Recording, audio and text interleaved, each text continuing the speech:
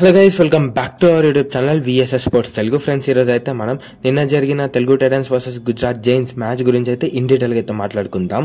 ముందుగా వీడియోకి వెళ్ళే ముందు please like, share and subscribe to our YouTube channel. నిన్న వచ్చేసరికి అయితే Pawan Kumar Sehrawat one man show అయితే చూసామన్నమాట. లాస్ట్ 10 minutes లో విజృంభించి అయితే ఆడారని చెప్పుకోవచ్చు. అండ్ లాస్ట్ 10 minutes లో 12 points సాధించి అయితే గేమ్ ని మన వైపుకి అయితే తిప్పారని చెప్పుకోవచ్చు. అండ్ ఫస్ట్ నుంచి అయితే ఫస్ట్ 30 minutes గురించి మాట్లాడుకుంటే మనదైతే టోటల్ గా ఆఫ్ పర్ఫార్మెన్స్ అయితే ఇచ్చారని చెప్పుకోవచ్చు.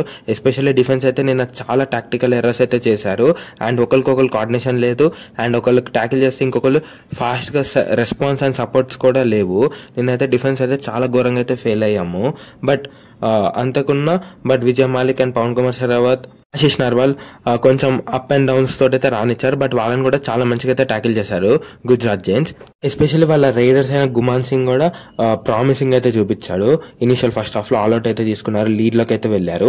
అండ్ లాస్ట్ 10 minutes వచ్చేసరికి అయితే one man show Pawan Kumar Sehrawat అని చెప్పుకోవచ్చు. ఎస్పెషల్లీ పవన్ కుమార్ శరావత్ వల్లే 2 times అయితే ఆల్అౌట్ అయితే చేయగలిగాము ఆపోనెంట్ టీమ్ ని. అండ్ దాంతోనైతే మనం అయితే లీడ్ లోకి వచ్చాము అండ్ ఘన విజయం అయితే సాధించాము.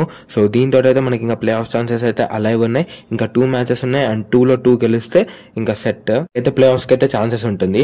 ఒకవేళ 2లో 1 గెలిచినాక అప్పటికి వేరే టీమ్స్ మీద డిపెండ్స్ అవ్వాల్సి వస్తుంది. మాక్సిమం ఒక 50 to 60% ఛాన్స్ అయితే ఉంది ప్లే ఆఫ్స్ కి వెళ్లే ఛాన్స్. సో అప్కమింగ్ 2 matches అనేది చాలా crucial. And next coming match వచ్చేసరికి అయితే పట్నా పైలట్స్ తో అయితే ఉంది 18th date రోజు. అండ్ అది వచ్చేసరికి అయితే వెరీ క్రూషియల్ మ్యాచ్ అని చెప్పుకోవచ్చు. ఎందుకంటే వాళ్ళ రైడింగ్ అనేది చాలా స్ట్రాంగ్ గా ఉంది. అండ్ ఇటు వచ్చేసరికి అయితే మన డిఫెన్స్ అంతా వీక్ గా ఉంది. సో మనకైతే లూప్ హోల్ అనేది ఉంది కాబట్టి మనమైతే ఆ డిఫెన్స్ మీద అయితే చాలా గట్టిగా అయితే వర్క్ చేయాలి. ఆ కోఆర్డినేషన్ ఇవన్నీ అయితే పెంచుకోవాలి.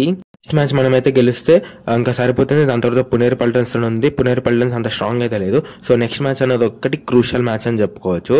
సో మీరేమనుకుంటున్నారు తెలుగు టైటన్స్ గురించి అయితే కామెంట్ చేసేయండి. So please like, share and subscribe to our YouTube channel. Thanks for watching.